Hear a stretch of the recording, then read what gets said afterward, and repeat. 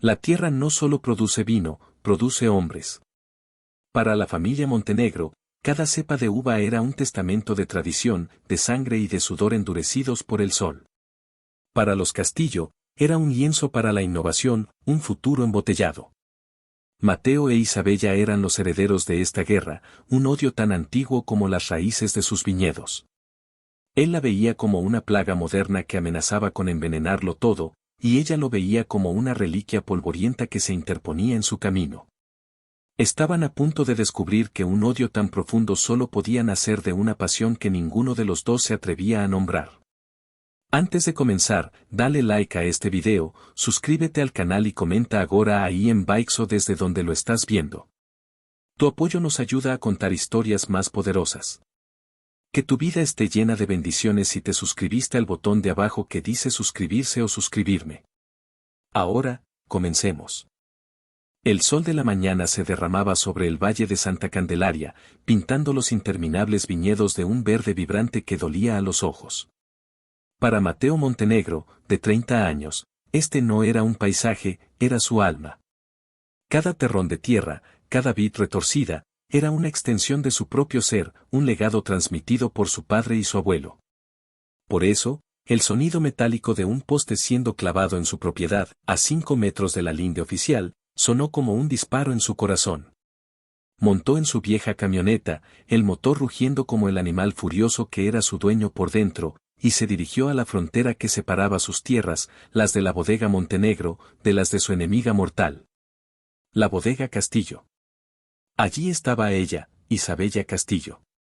A sus 26 años, era la antítesis de todo lo que Mateo representaba.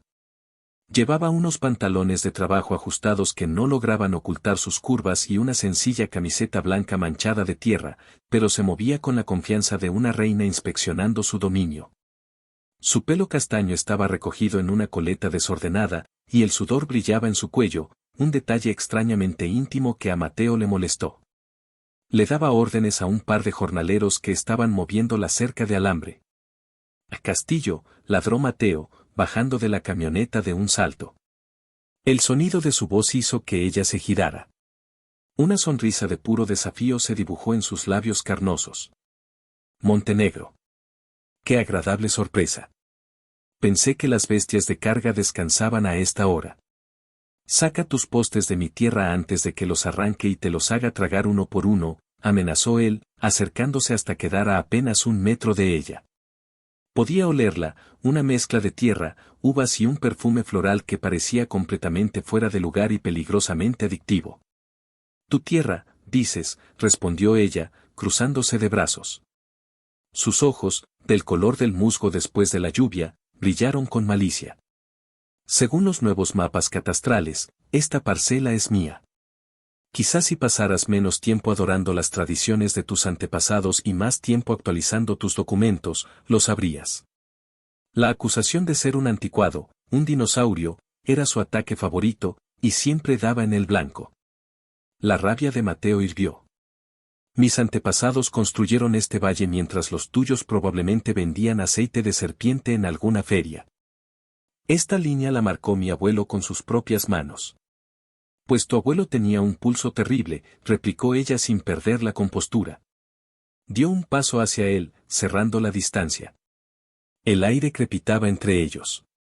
Era una danza que conocían bien, una de provocaciones y amenazas veladas, pero debajo de todo ello, siempre había una conciencia física casi insoportable. Él era dolorosamente consciente de la suavidad de su piel bajo la fina capa de polvo. Ella era dolorosamente consciente de la anchura de sus hombros y de la fuerza contenida en sus manos callosas. Te daré hasta el mediodía para que muevas tu basura, siseó Mateo. O lo haré yo. Y créeme, no te gustará mi método. Se dio la vuelta y se marchó, sin esperar una respuesta. La enemistad entre los Montenegro y los Castillo era tan antigua como los viñedos más viejos del valle. Había comenzado hacía 2 generaciones, con una disputa por los derechos del agua que había terminado en una ruptura amarga. Desde entonces, cada generación había alimentado el fuego del odio. Pero nunca había sido tan personal como ahora. Mateo, un purista del vino, creía en la tierra, en el sol, en los métodos que habían hecho de Montenegro el nombre más respetado de la región. Despreciaba las técnicas de Isabella, la irrigación por goteo computarizada, los drones que analizaban la madurez de la uva, su obsesión con la enología moderna. La veía como una farsante, una niña rica que jugaba a ser bodeguera, sin respeto por el alma del vino. Isabella, por otro lado, veía a Mateo como la encarnación de la arrogancia machista. Se había hecho cargo de la bodega Castillo después de la muerte prematura de su padre hacía 3 años, encontrándola al borde de la quiebra. Había estudiado en las mejores escuelas de enología de Francia y había vuelto con ideas nuevas, desesperada por salvar el legado de su familia. Pero Mateo y su conservadurismo eran un muro contra el que chocaba constantemente en el Consejo Vinícola del Valle. Este año, la tensión había alcanzado su punto álgido. El premio La Uva de Oro, el galardón más prestigioso del país, se celebraría en Santa Candelaria. Ganarlo no solo traería prestigio, sino también contratos de distribución que salvarían a la bodega Castillo. Para Mateo, ganarlo significaría consolidar su legado y, lo más importante, poner a Isabella en su sitio de una vez por todas. La primera confrontación oficial llegó con la cena de bienvenida para los jueces y la prensa. Se celebró en el Hotel Boutique del Valle. Mateo se vio obligado a asistir. Odiaba los trajes y las conversaciones insulsas. Cuando entró en el salón, la vio. Y por un instante, el aire se le atascó en los pulmones. No era la Isabella sucia de tierra y con el pelo en una coleta. Era una visión. Llevaba un vestido negro que se adhería a su cuerpo como una segunda piel, dejando sus hombros al descubierto. Su pelo caía en ondas suaves sobre su espalda, y sus labios estaban pintados de un rojo audaz que parecía una invitación y una advertencia. Estaba rodeada de gente, riendo, encantando a todos con la misma facilidad con la que dirigía a sus jornaleros. Un odio familiar, pero teñido de algo más, se apoderó de Mateo. Era una rabia posesiva al verla ser el centro de atención. Veo que has dejado las botas de trabajo en casa, Castillo, dijo, acercándose a su grupo con una copa de vino tinto en la mano. Ella se giró, y su sonrisa se tensó al verlo. Montenegro. Sorprendida de verte. Pensé que solo salías de tu cueva durante la luna llena. La puya hizo reír a la gente a su alrededor. Él ignoró a los demás. ¿O es que ese vestido es tu nueva arma secreta? Distraer a los jueces con piel para que no noten la falta de alma en tu vino. El insulto fue tan directo, tan cruel, que el silencio cayó sobre el grupo. Isabella no se inmutó. Tomó un sorbo de su champán. Mi vino tiene el alma de la innovación, algo que tú nunca entenderías. Y mi vestido, bueno, digamos que me gusta mantener a mis enemigos distraídos. Veo que funciona a la perfección contigo. Lo miró de arriba abajo, su mirada deteniéndose en su corbata ligeramente torcida. Pareces incómodo, Montenegro. ¿La corbata te corta el riego sanguíneo al cerebro? Oh, perdona. Olvidé que no lo usas mucho. Antes de que Mateo pudiera replicar, el organizador del evento los llamó al estrado para unas palabras de bienvenida. Se vieron obligados a estar de pie uno al lado del otro, sonriendo para las cámaras. Deja de mirarme el culo, Montenegro. Es de mala educación, le susurró ella sin mover los labios. Mateo casi se atragantó. Créeme, Castillo. He visto mejores culos en mis yeguas de cría, mintió él, su propia voz un murmullo bajo. Qué extraño, replicó ella. Porque juraría que sentí tu mirada quemándome la piel toda la noche. ¿Seguro que no estás confundiendo tu odio conmigo con algo más primitivo? Ten cuidado, no vaya a ser que se te note. Su descaro lo dejó sin palabras. Tenía razón. Había estado observándola, devorándola con los ojos desde que había entrado. Y la idea de que ella lo supiera, de que estuviera jugando con él, lo enfurecía y lo excitaba a partes iguales. Después de los discursos, Mateo escapó al balcón, necesitaba aire. Se apoyó en la barandilla de hierro forjado, mirando la noche estrellada. La puerta se abrió y ella salió también. ¿Huyendo de tus fans?, preguntó. Huyendo de tu insoportable perfume, replicó él. Se quedaron en silencio por un momento, el único sonido el de los grillos y la música apagada del salón. ¿Por qué lo haces, Isabella?, preguntó él de repente, su tono serio por primera vez. ¿Por qué te empeñas en destrozar la tradición? Este valle tiene una forma de hacer las cosas. Una forma que funciona. Ella se acercó y se apoyó en la barandilla a su lado. Su hombro casi rozaba el de él. Porque la tradición no paga las facturas, Mateo. Porque mi padre murió intentando aferrarse a esa tradición mientras el mundo cambiaba. Porque tengo 30 empleados cuyas familias dependen de que yo no fracase. Yo no tengo el lujo de tu purismo. Yo lucho por sobrevivir. La vulnerabilidad en su voz, la cruda honestidad, lo tomó por sorpresa. Por primera vez, vio más allá de la competidora arrogante. Vio a una mujer que llevaba un peso inmenso sobre sus hombros, igual que él. La burbuja de intimidad se rompió cuando la puerta del balcón se abrió de nuevo. Un hombre alto, de pelo plateado y una sonrisa carismática, se unió a ellos. Era Daniel de Silva, el juez principal de la Uva de Oro, una leyenda en el mundo del vino. Señorita Castillo, la estaba buscando, dijo Daniel, su voz era un barítono suave. Ignoró a Mateo por completo. He de decir que su charla sobre la viticultura de precisión fue fascinante. Es refrescante encontrar una mente tan innovadora en una región tan tradicionalista. Gracias, señor de Silva. Es un honor viniendo de usted, dijo Isabella, su rostro iluminándose con un genuino placer. Llámame Daniel, por favor. Y la honrada aquí es la uva que crece bajo tu cuidado. ¿Me permitirías que me robaras un momento de tu tiempo para hablar sobre tus técnicas de fermentación? Estoy intrigado. Isabella miró a Mateo, y le dedicó una pequeña sonrisa triunfante antes de volverse hacia Daniel. Por supuesto. Me encantará. Tomó el brazo que Daniel le ofrecía y volvieron a entrar al salón, dejando a Mateo solo en el balcón. Se quedó allí, mirando cómo ella se alejaba con otro hombre. Vio cómo Daniel le ponía una mano en la espalda. Vio cómo Isabella inclinaba la cabeza y le reía una gracia, su risa era un sonido cristalino que flotaba en el aire. Y entonces lo sintió. No era la fría rabia de la rivalidad. Era un fuego caliente y nauseabundo que le subía por el estómago hasta la garganta. Era un instinto primario, animal, que le gritaba que esa mujer era suya para discutir, suya para combatir, suya para odiar. Que esa sonrisa, esa risa, esa atención, le pertenecían. Vio al juez mirarla, no como un colega, sino como un hombre mira a una mujer hermosa. Y en ese instante, el mundo de Mateo se tambaleó sobre su eje. Se dio cuenta, con un horror que lo paralizó, de que el odio que había cultivado con tanto esmero por Isabella Castillo era una mentira.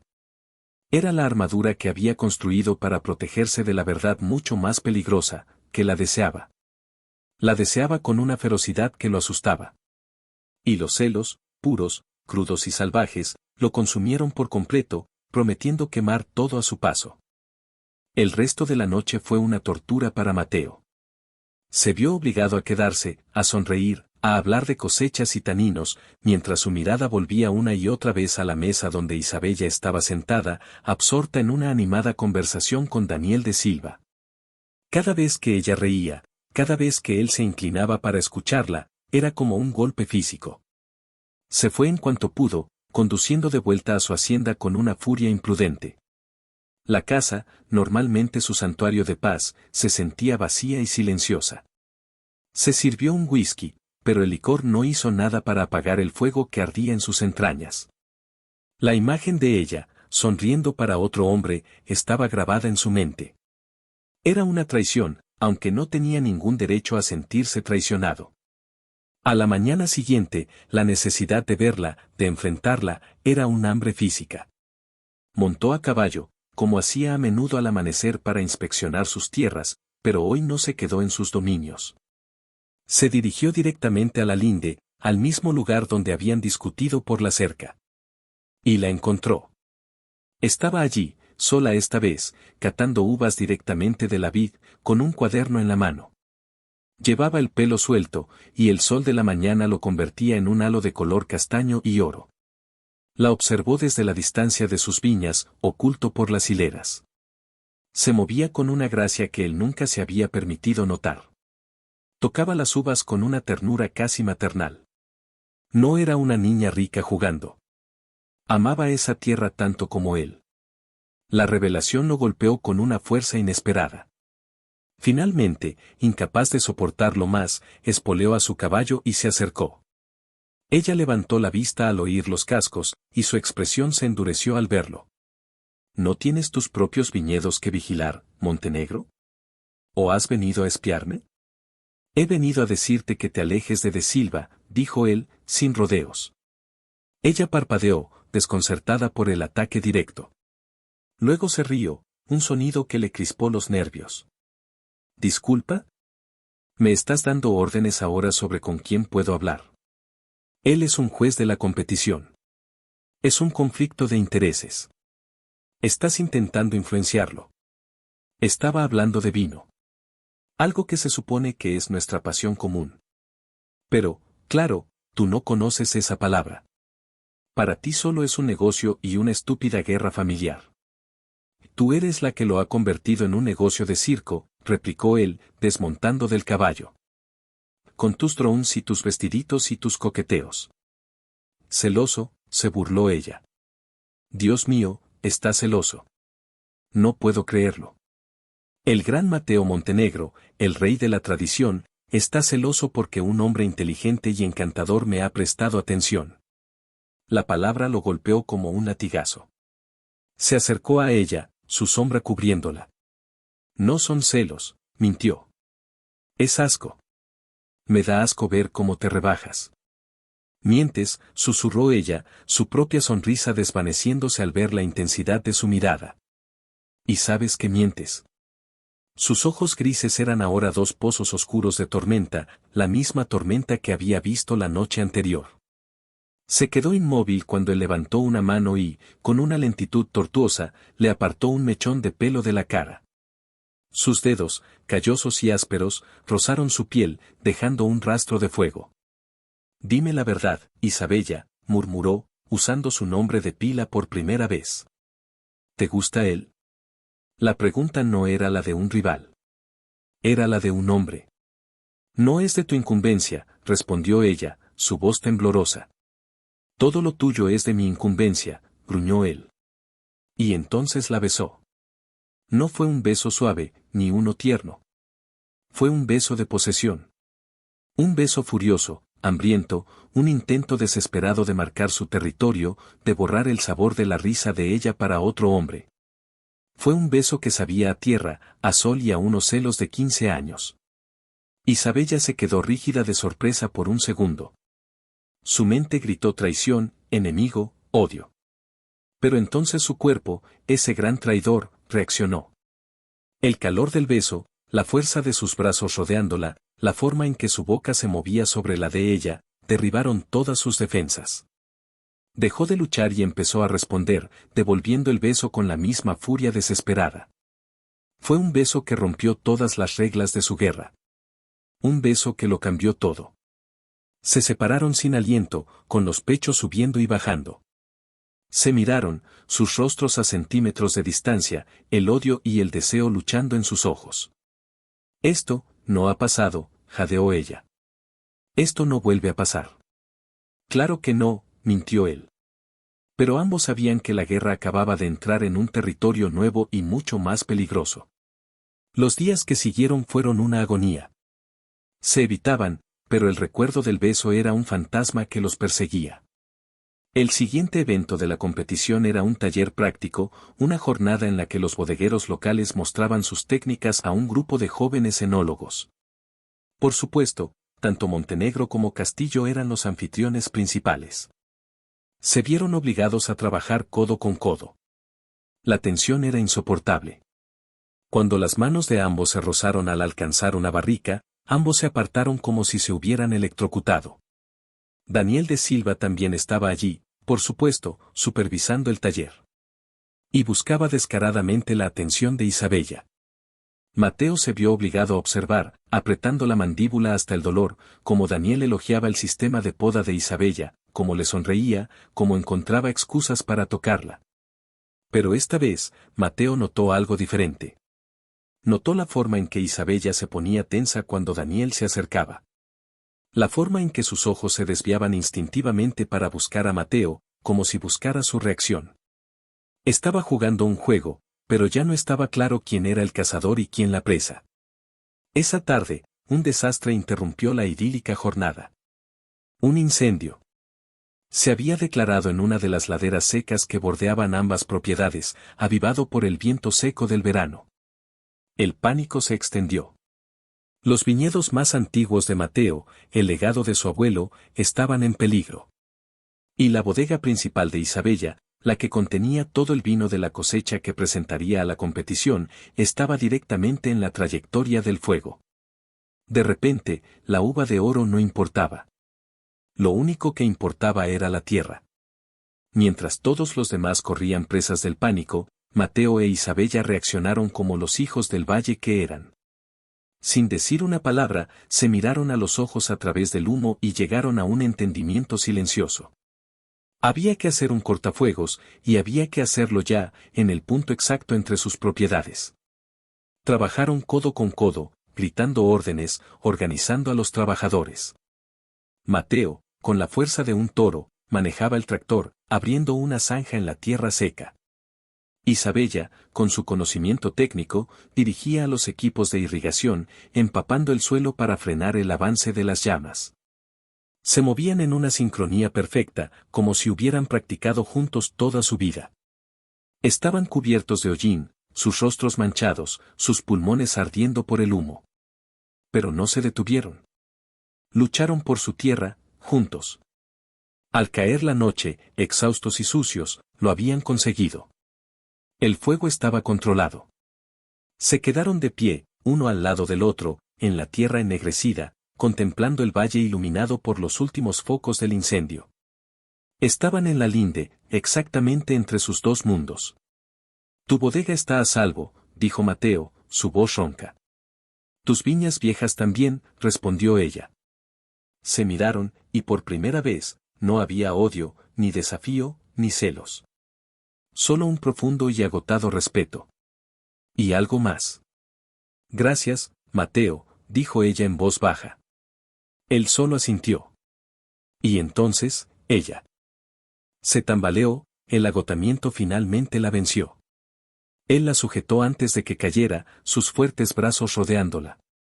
Ella era sorprendentemente ligera en sus brazos. Apoyó la cabeza en su pecho, demasiado cansada para luchar. Él podía sentir los temblores que sacudían su cuerpo. La levantó en brazos sin esfuerzo. ¿Qué haces?, murmuró ella. Hay una vieja cabaña de cazadores a medio kilómetro de aquí. No vas a llegar a tu casa así. La llevó a través de la oscuridad, su cuerpo amoldado al de él. La cabaña era poco más que una habitación con una chimenea y un par de mantas. La depositó suavemente en el suelo, junto al hogar de piedra. Encendió un fuego con la habilidad de un hombre acostumbrado al campo. Las llamas iluminaron la pequeña estancia. Se quedaron en silencio, observando el fuego. La adrenalina de la lucha había dado paso a una intimidad cruda y vulnerable. Siempre pensé que me odiabas porque era mujer, dijo ella en voz baja. Y porque era más inteligente que tú. Él esbozó una media sonrisa. Puede que haya algo de eso. Hizo una pausa. Te odiaba porque tenías razón. Tenías razón sobre el futuro, sobre el cambio. Y me daba miedo. Me aterraba la idea de fallarle a mi padre, de no ser lo suficientemente bueno para mantener su legado. La confesión fue tan inesperada, tan honesta, que a Isabella se le llenaron los ojos de lágrimas. Vio más allá del rival, más allá del arrogante Montenegro.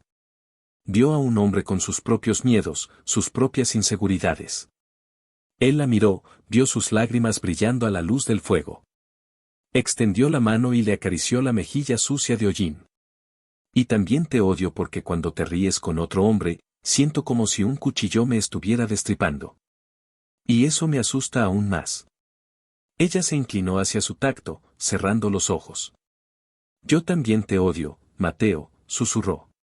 te odio por hacerme sentir cosas que no debería sentir por mi enemigo. Te odio por este caos que creas en mi cabeza. Y te odio porque esta noche, cuando pensé que el fuego iba a destruirlo todo, lo único que me importaba era si tú estabas a salvo. El aire en la cabaña se volvió denso, pesado con las verdades no dichas. Él se acercó, su rostro a centímetros del de ella. ¿Y si esta noche, murmuró, su voz profunda y ronca, nos permitimos odiarnos un poco más de cerca?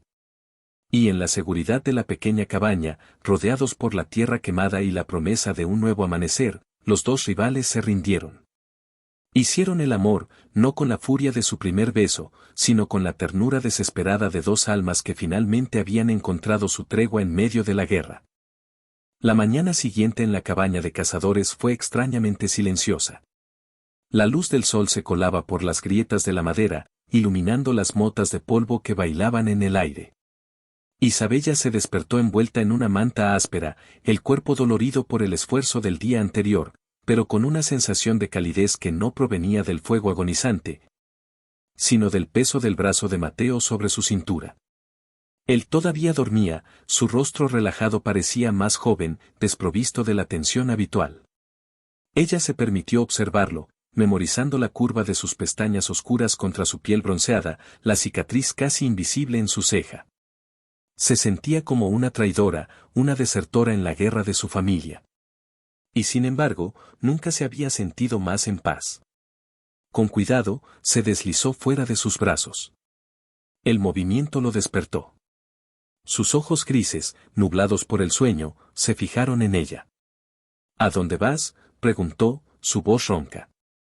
A ningún lado, respondió ella. Se sentó de nuevo a su lado. Se quedaron en silencio, el peso de lo que había sucedido entre ellos llenando el pequeño espacio.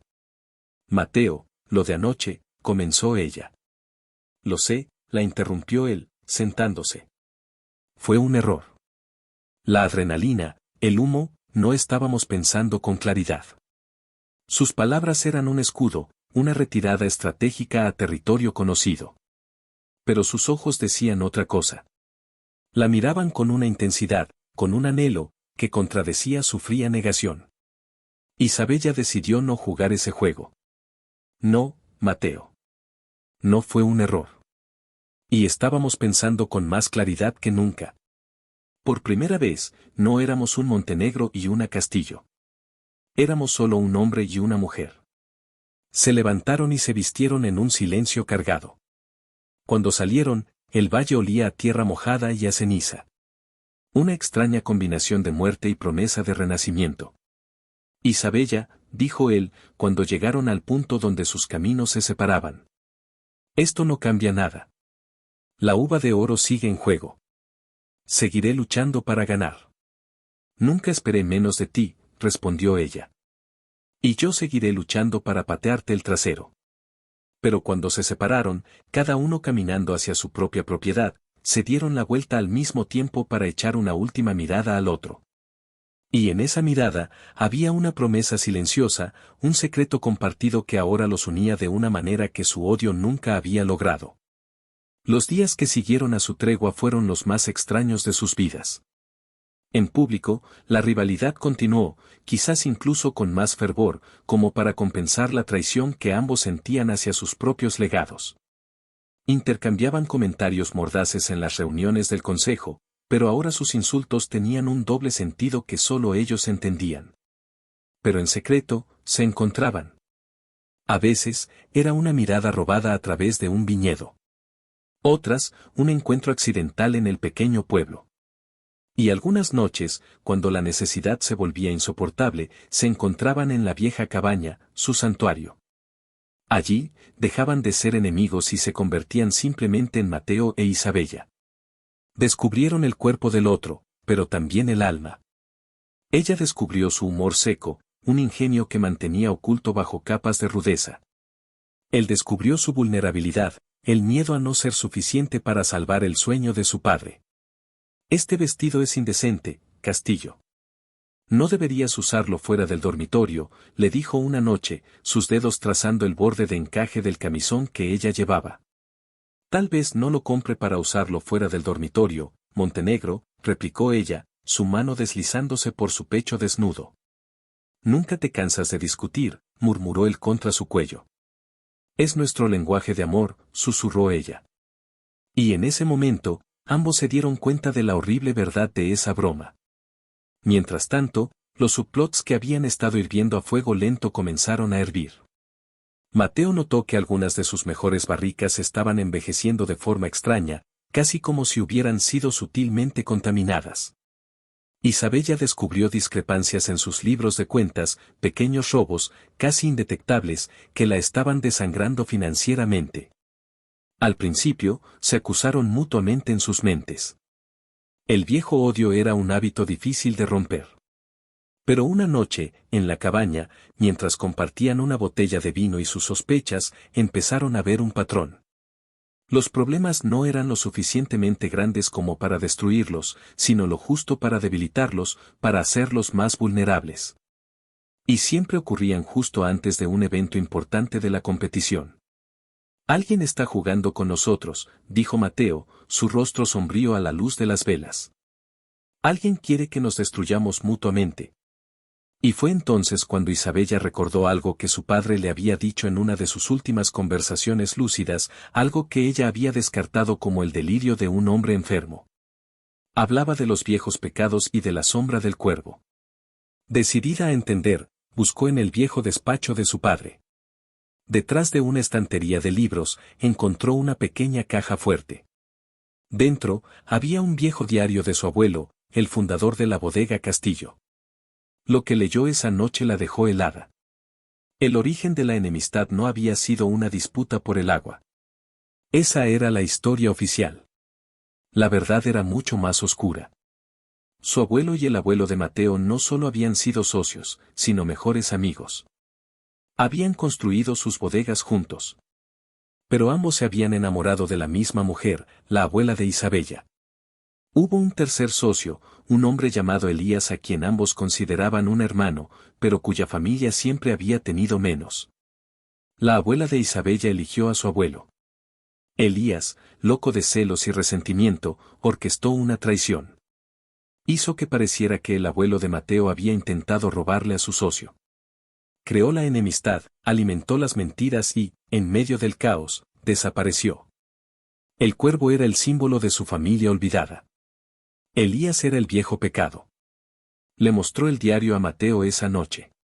Mientras lo leían juntos, las piezas encajaron. El nieto de Elías, un hombre que se hacía llamar Jacobo, había estado trabajando como contable para la bodega de Isabella. Y su primo era uno de los capataces más nuevos de Mateo. Estaban minando sus imperios desde dentro, continuando la venganza de su abuelo. La revelación fue un golpe devastador. Toda su vida, su odio, la guerra de sus familias, todo se había construido sobre una mentira. Estaban repitiendo un ciclo de destrucción creado por los celos de otro hombre. Tenemos que detenerlo, dijo Isabella. Tenemos que acabar con esta locura. Juntos. Pero justo cuando su frágil alianza estaba a punto de convertirse en algo sólido, el destino les jugó una última y cruel pasada. Daniel de Silva, que había estado cortejando persistentemente a Isabella durante las semanas anteriores, le hizo una oferta. Sabía de sus problemas financieros. Isabella, admiro tu talento y tu espíritu, le dijo, durante un encuentro que él había solicitado en un café del pueblo. Déjame ayudarte. Quiero invertir en tu bodega. Convertirme en tu socio. Juntos, podemos hacerla la mejor del mundo. Olvídate de la uva de oro. No necesitas competir con Montenegro. Crea tu propio legado. Conmigo. La oferta era increíblemente tentadora. Era una salida a todas sus preocupaciones. Era seguridad. Era una vida sin la sombra de la guerra familiar. Mateo, que había seguido a Isabella al pueblo, incapaz de sacudirse una sensación de inquietud, los vio a través de la ventana del café. No escuchó las palabras. Solo vio la forma en que Daniel tomó la mano de ella sobre la mesa. Vio la seriedad en su rostro, la indecisión en el de ella. Vio a Daniel inclinarse y decir algo que la hizo sonreír, una sonrisa cansada pero genuina. Y el monstruo de los celos, ese que creía haber domesticado, rugió con toda su fuerza. Todo su progreso, su confianza incipiente, se hizo añicos por la imagen de sus manos unidas. Su mente, entrenada durante toda su vida para desconfiar de un castillo, volvió a sus viejos hábitos. Estaba eligiendo a otro. A un hombre rico y poderoso, un escape fácil. La estaba traicionando, igual que su abuela había traicionado la amistad de los fundadores. La historia se repetía. Esa noche, la esperó en la cabaña. Cuando ella llegó, emocionada por contarle lo del diario, lo encontró frío como el hielo. Así que, comenzó él, su voz era un veneno helado. Ya has encontrado la solución a tus problemas. El grande Silva al rescate. ¿De qué estás hablando? Mateo, he descubierto. He descubierto que eres igual que el resto de tu familia, la interrumpió. Una traidora. ¿Tan rápido te vendes al mejor postor? ¿Tampoco significa lo que hemos tenido? ¿Lo que hemos tenido? Lo nuestro es un secreto y un pecado, gritó ella, herida por su repentina hostilidad. Él me ha ofrecido un futuro.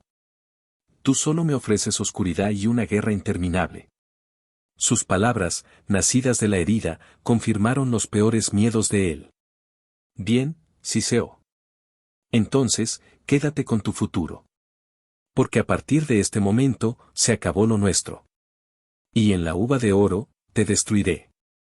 Te aplastaré de tal manera que ni tu nuevo socio podrá recoger los pedazos. Es una promesa, Isabella. Se dio la vuelta y se fue, dejando a una Isabella con el corazón roto en la cabaña, con el diario de su abuelo en la mano. La guerra había vuelto. Y esta vez, era peor, porque ya no era una guerra de familias. Era una guerra de dos amantes traicionados. La gran final de la uva de oro se acercaba. Y con ella, la tormenta perfecta de amor, odio y venganza. Los días previos a la final de la uva de oro fueron los más largos y amargos de sus vidas. El valle de Santa Candelaria contenía la respiración, anticipando el choque final entre sus dos dinastías. Pero para Mateo e Isabella, la competición se había convertido en un telón de fondo para su tormenta personal. Se sentían crudos, expuestos y furiosamente heridos. Mateo se lanzó al trabajo con una energía maníaca, impulsado por una mezcla tóxica de orgullo herido y un dolor que no se atrevía a reconocer. La victoria ya no era solo un legado, era una venganza personal contra el rechazo de Isabella. Culpaba a su corazón débil por haber confiado en ella, y ahora estaba decidido a extirpar ese sentimiento quemándolo con el fuego del triunfo. Isabella, por otro lado, estaba devastada. La cruel acusación de Mateo, su falta de fe en ella después de todo lo que habían compartido, le había roto el corazón. Su primera reacción fue llamar a Daniel de Silva y aceptar su oferta. Pero algo la detuvo. Hacerlo sería admitir que Mateo tenía razón. Sería huir. Y ella no era una cobarde. Con una nueva determinación, se centró en su vino. Vertió todo su dolor, toda su rabia y todo el amor que sentía por la tierra en esa cosecha final. Ganar ya no se trataba de salvar la bodega, sino de salvarse a sí misma. El día de la cata final, el ambiente en el gran salón del hotel era eléctrico. Mateo e Isabella estaban en extremos opuestos de la sala, evitando deliberadamente la mirada del otro, pero la conexión entre ellos era un hilo invisible y tenso que todos los presentes podían sentir. La cata se realizó a ciegas. Los jueces, con Daniel de Silva a la cabeza, probaron los vinos finalistas sin saber a qué bodega pertenecían. Cuando anunciaron a los dos finalistas, no hubo sorpresa, Bodega Montenegro y Bodega Castillo. El anuncio del ganador fue precedido por un silencio tenso. Daniel de Silva se levantó, con el sobre en la mano. Este año, la decisión ha sido increíblemente difícil. Ambas bodegas han presentado un vino excepcional.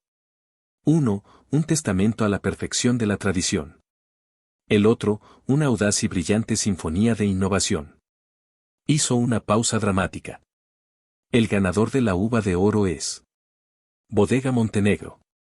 Un aplauso estalló, pero Mateo apenas lo oyó. Miró a Isabella. Vio cómo su rostro palidecía, cómo sus hombros se hundían por un instante antes de que recuperara la compostura y forzara una sonrisa educada. Y en ese momento de triunfo absoluto, Mateo se sintió completamente vacío. No sintió alegría, ni orgullo. Solo el eco de su corazón rompiéndose. Lo había conseguido. La había destruido. Y al hacerlo, se había destrozado a sí mismo. Después de la ceremonia, mientras los invitados lo felicitaban, Mateo solo podía pensar en ella. La buscó, pero había desaparecido. Fue entonces cuando uno de los otros jueces se le acercó. «Felicidades, Montenegro. Un vino soberbio. Pero tengo que decirlo, su rival, la señorita Castillo, lo que ha hecho con tan pocos recursos es un milagro.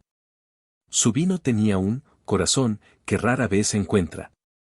Mientras tanto, Isabella estaba en la oficina de su bodega, enfrentándose a la realidad.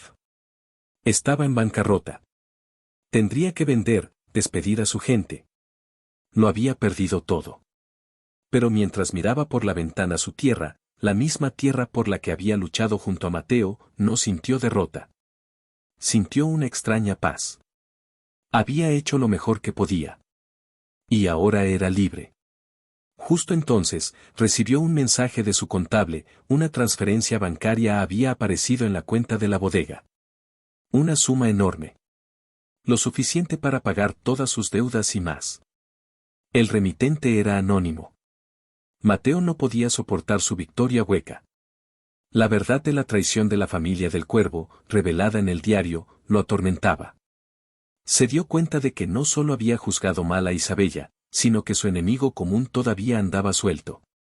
Impulsado por una necesidad de redención, empezó a investigar, utilizando sus recursos para seguir el rastro de Jacobo, el contable de Isabella.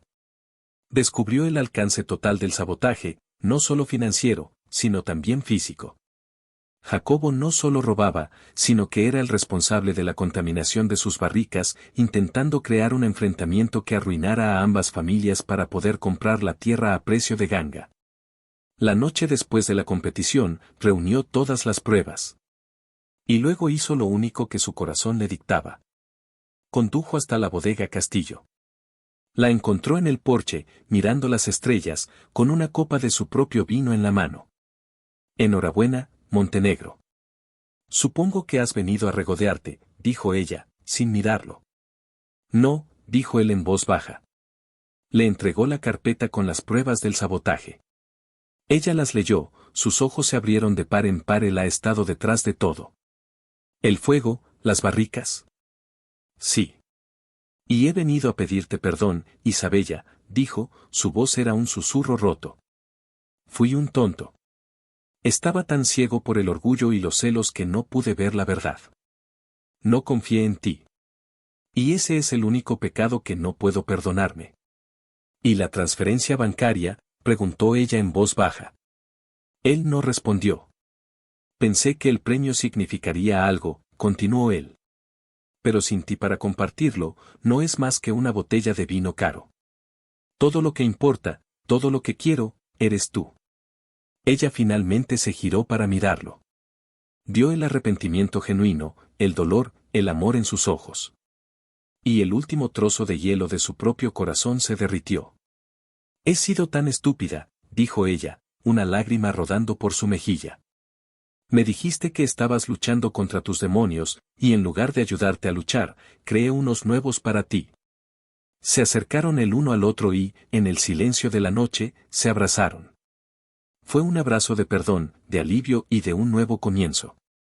A la mañana siguiente, presentaron las pruebas a la policía. Jacobo y su familia fueron arrestados, y la antigua mentira que había envenenado el valle finalmente salió a la luz. Los Montenegro y los Castillo se reunieron, no como enemigos, sino como supervivientes. Hubo disculpas incómodas y promesas tentativas. El camino hacia la reconciliación sería largo, pero había comenzado. Mateo e Isabella no fusionaron sus bodegas. En su lugar, se convirtieron en socios, manteniendo sus propias identidades pero trabajando juntos, combinando la tradición y la innovación. Juntos, crearon un vino nuevo, uno que llevaba la fuerza del legado montenegro y el corazón del terruño castillo. Lo llamaron Tregua.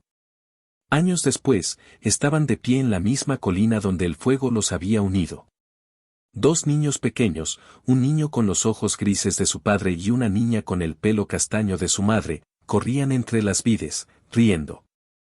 Mateo rodeó a Isabella con sus brazos. «Mira eso», dijo en voz baja. «Nuestro legado». Ella apoyó la cabeza en su hombro, sintiéndose completamente en casa. Habían pasado de la guerra a la paz, del odio al amor, y en el proceso, habían creado algo mucho más valioso que cualquier premio. Habían creado una familia. Lo dejó por una obsesión, por un orgullo ciego, creyendo que la tradición y una victoria vacía eran el único legado que importaba. Pero cuando la vio renacer, más fuerte en su derrota y noble en su espíritu, el arrepentimiento y unos celos que revelaron la profundidad de su amor le enseñaron la lección más dura de su vida. La historia de Mateo e Isabella es un poderoso recordatorio de que el verdadero valor de una familia no reside en las tradiciones ni en los apellidos, sino en el amor incondicional y el respeto mutuo que crecen de la tierra del perdón. A veces, las segundas oportunidades no son para recuperar lo que perdimos, sino para convertirnos, a través del dolor y el arrepentimiento, en la persona que siempre debimos ser. Ese gostou inscrébase no canal.